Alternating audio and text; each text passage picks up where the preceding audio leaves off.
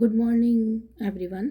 बच्चों, आज हम बीए पार्ट फर्स्ट में लोकतंत्रात्मक शासन की विशेषताओं का अध्ययन करेंगे। जैसा कि मैं पिछली क्लास में आपको बता चुकी हूँ कि लोकतंत्र क्या है और लोकतंत्र के प्रकार क्या हैं, लोकतंत्र कितने प्रकार का होता है, इसका स्वरूप क्या है, इसकी चर्चा हम कर चुके हैं। तो बच्चों, आज हम देखेंगे लोकतंत्र जो है इसकी क्या विशेषताएं हैं, है ना, इनका अध्ययन हम करेंगे। तो लोकतंत्र को जब हम देखते हैं तो लोकतंत्र जैसे कि आपको पता है किसकी बात करता है लोकतंत्र, स्वतंत्रता की, समानता की और भ्रातृत्व की। लोकतंत्र जो है समानता, स्वतंत्रता, समानता और भ्रातृत्व पर आधारित शासन व्यवस्था है, जिसमें सर्वसाधारण जनता द्वारा निश्चित समय के लिए अपने प्रति निर्वाचित किए जाते हैं। वो प्रतिनिधि जनता के हितों के अनुसार कार्य करते हैं, उनकी आवश्यकताओं का ध्यान रखते हैं। तो इब्राहिम लिंकन की जो परिभाषा जैसे कि पूर्व में मैंने आपको बताई है, जनता का, जनता के लिए, जनता के द्वारा शासन लोकतंत्र है।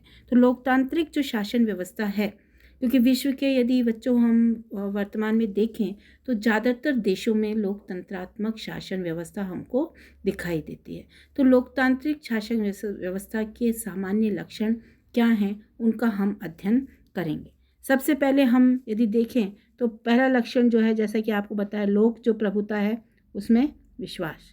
लोक प्रभुता में विश्वास कि लोक प्रभुता क्या होती है बच्चों? जनता की प्रभुता, जनता में शासन शक्ति। तो लोक प्रभुता का आशय है शासन सत्ता अंतिम रूप से जनता में विद्यमान होती है। सभी जो व्यक्ति हैं वो लोक प्रभुता का प्रयोग करते हैं, अपने लिए प्रतिनिधियों का चयन करते हैं, उनमें संप्रभुता निहित होती है।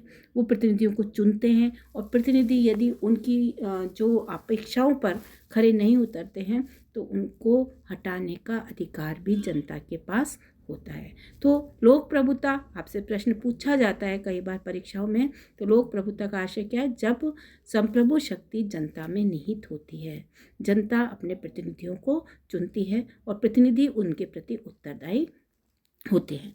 तो लोक प्रभुता की जब हम बात करते हैं तो इसमें लोकतंत्र में जो विश्वास है, लोक प्रभुता में जो विश्वास है, इसमें कुछ चीज़ों का होना बहुत ही आवश्यक है जो कि इस चीज़ को बनाए रखते हैं। पहला हम देखें, नियतकालिक जो है चुनाव होने चाहिए, जैसा कि मैंने आपको बताया, नियतकालिक चुनाव और लोकप्रिय चुनाव होने चाहिए। नियतकालिक मतलब लोकतांत्रिक व्यवस्था का आवश्यक लक्षण यह है कि शासक वर्ग समस्त वयस्क मताधिकार के द्वारा एक निश्चित अवधि के लिए चुना जाएगा और निश्चित अवधि जब समाप्त हो जाएगी तो पुनः चुनाव होंगे। जैसे भारत में आप देखो, लोकसभा के जो सदस्य होते हैं लोकसभा के, वो 5 वर्ष के लिए चुने जाते हैं और जब 5 वर्ष समाप्त हो जाते हैं, सरकार कार्य कर लेती है, तो दोबारा लोकसभा के चुनाव होते हैं, है ना। तो इस तरीके की व्यवस्थाएं की गई हैं। तो इसमें यदि हम देखें तो इन युवाओं, ये जो चुनाव हैं ये संविधान और कानून के द्वारा होते हैं, उसके द्वारा निर्धारित योग्यता रखने वाले सभी व्यक्तियों को जनप्रतिनिधि बनने का अधिकार होता है, निर्वाचित होने का अधिकार होता है।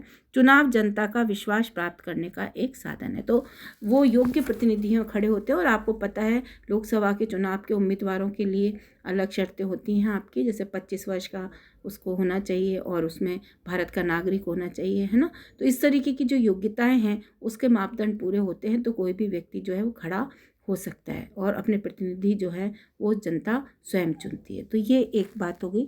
दूसरा है लोकप्रिय नियंत्रण।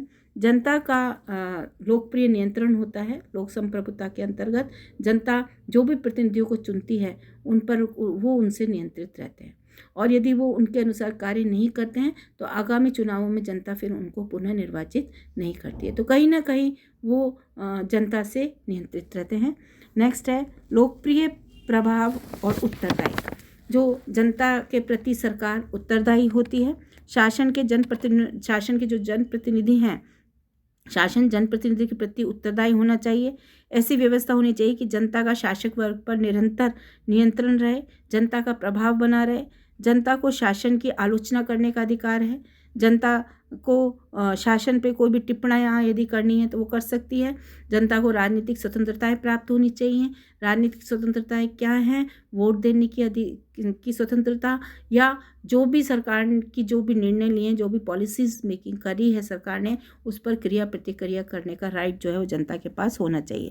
तो नेक्स्ट जो इसमें यही है कि जो हमारे संचार साधन है वो राजनीतिक पक्ष से मुक्त होने चाहिए, राजनीतिक प्रभाव नहीं होना चाहिए। समाचार पत्र है, दूरदर्शन है, ये सारे मीडिया जो है फ्री होने चाहिए, क्योंकि ये जब फ्री होंगे तभी ये जनता के सामने सरकार की नीतियों को खुले रूप में, स्पष्ट रूप में सामने ला सकते हैं और जनता अवगत हो सकती है कि सरकार किस रूप में हमारे लिए कार्य कर रही है, वो क्या उसकी कार्यशैली में कमियां हैं, उसका वो एक समीक्षात्मक जो रुख है जनता का तभी बन सकता है, जबकि ये संचार के साधन जो हैं ये सत्ता से या आधिपत्य से स्वतंत्र होंगे, ये मुक्त होंगे, कोई इनके ऊपर अधिकार नहीं होगा।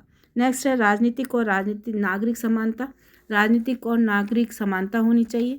राजनीतिक और नागरिक समानता का मतलब ये है कि व्यक्तियों को नागरिक अधिकार होने चाहिए। सभी व्यक्तियों को किसी भी तरह का उनमें भेदभाव नहीं किया जाए। सभी नागरिक को मत देने का अधिकार होना चाहिए, प्रतिक्रिया व्यक्त करने का अधिकार होना चाहिए। इसी सभी व्यक्तियों को कानून के प्रति समान समझा जाए, कोई भेदभाव नहीं किया जाए जाति, धर्म या समुदाय या वर्ग विशेष के आधार पर। व्यापार व्यवसाय सभी करने की स्वतंत्रता होनी चाहिए। सीमित मात्रा में संपत्ति का अधिकार भी होना चाहिए। तो इस तरीके से ये बात इन्होंने करी। इसके अलावा जाति, धर्म, भाषा के आधार पर किसी भी तरह का भेदभाव नहीं किया जाए। राजनीतिक और नागरिक स्वतंत्रता मैं आपको बता चुकी हूँ। वोट देने का अधिकार हो, प्रत्याशी के रूप में खड़ा होने का अधिकार है, प्रतिनिधियों को चुनने का अधिकार है, सरकार की जो भी पॉलिसीज़ हैं उन पर क्रिया प्रतिक्रिया करने का अधिकार है।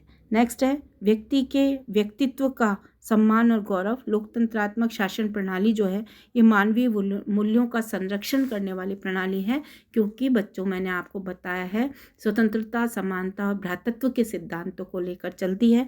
तो इसमें यदि हम देखें तो लोकतंत्र मानवीय व्यक्तित्व के सम्मान और गौरव का प्रतीक है। तो इस रूप में हम यदि देखें तो व्यक्ति का आत्मविश्वास और आत्मगौरव, व्यक्ति की सजीवता, व्यक्ति की सक्रियता, ये सब जो है इसकी पहल की प्रवृत्ति, ये सब लोकतांत्रिक व्यवस्था की मूल मान्यताएं हैं। इसमें व्यक्ति एक्टिवेट रहता है, जानता है, उसको उसका राजनीतिक प्रशिक्षण होता है, उसको सरकार क्या कर रही है, कौन सी सरकार है, किसने चुना है ना, किस तरीके की नीति है, ये सारा में खुलापन होता है, उससे वो अवगत होता है। नेक्स्ट है मानवीय विवेक में आस्था।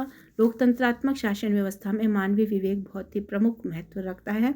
जो भी निर्णय लिए जाते हैं वो किसी भी भावनाओं में बहकर निर्णय नहीं लिए जाते, बल्कि ये उम्मीद की जाती है कि मानवीय विवेक के आधार पर जनप्रतिनिधि निर्णय लें, किसी भी भावनाओं में आकर वो निर्णय नहीं लें। तो इस तरीके से लोकतंत्र की मान्यता है। मानवीय जीवन में विवेक की प्रधानता होनी चाहिए। राजनीतिक सामाजिक क्षेत्र में उचित निर्णय तक पहुंचने का कार्य जो है वो विचारों का आदान प्रदान है, आपस में आदान प्रदान हो सकता है, इससे समस्या का समाधान होता है। तो लोकतंत्र में बच्चों मैंने आपको बताया कि जिस पार्टी की सरकार होती है उसके अलावा विपक्ष होता है। कई बार सत्ता पक्ष जो है विपक्ष से राय लेता है, आपस में एक दूसरे से सलाह करते हैं और जो समस्याएं हैं उनका वो निदान निकालते हैं। तो इस तरीके से ये एक लोकतंत्र का विशेषता या लक्षण है।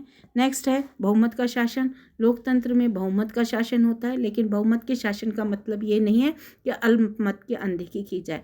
इसमें भी अल्पमत के संरक्षण के लिए पॉलिसीज़ बनाई जाती हैं और अल्पमत से भी उम्मीद की जाती है कि बहुमत के साथ, सहयोग के साथ कार्य करें। तो यही देखिए आपकी जो अल्पमत में होते हैं या जो अल्पसंख्यक होते हैं उनको विशेष प्रिविलेज दी जाती हैं, उनका नॉमिनेशन भी संसद में होता है। जैसे कि हमारे यहाँ देखें तो हम राज्यसभा में, लोकसभा में भी कुछ सीट्स हैं जिसमें अल्पसंख्यकों को लिया जाता है। तो इस तरीके से व्यवस्थाएं जो है संवैधानिक स्तर पर बनाई गई हैं ताकि सभी के अधिकारों का संरक्षण हो सके, उनके हितों की पूर्ति हो सके। नेक्स्ट है शक्ति विभाजन और न्यायपालिका की स्वतंत्रता।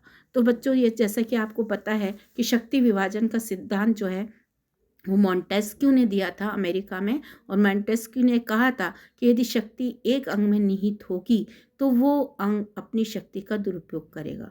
तो उन्होंने कहा कि शक्ति सरकार के तीनों अंगों में होनी चाहिए, कार्यपालिका, व्यवस्थापिका और न्यायपालिका। सरकार के तीन अंग हैं। व्यवस्थापिका कानूनों का निर्माण करती है, कार्यपालिका कानूनों की क्रियान्विति करती है और न्यायपालिका निर्णय लेती है कि कानून सही है या नहीं है। तो इस तरीके से तीनों अंगों में शक्ति विकेंद्रीकरण की बात करी गई और अमेरिकी संविधान में ये वर्णित है और इसी कॉन्सेप्ट को अपनाया गया है। और इसमें कहा गया है कि शक्ति पृथक्करण से क्या होगा, हर अंग अपनी क्षेत्र में पारंगत होगा और कार्य जो है वो कार्यकुशलता बढ़ेगी। कार्य विभाजन का सिद्धांत जो है कार्यकुशलता को बढ़ाने वाला सिद्धांत है।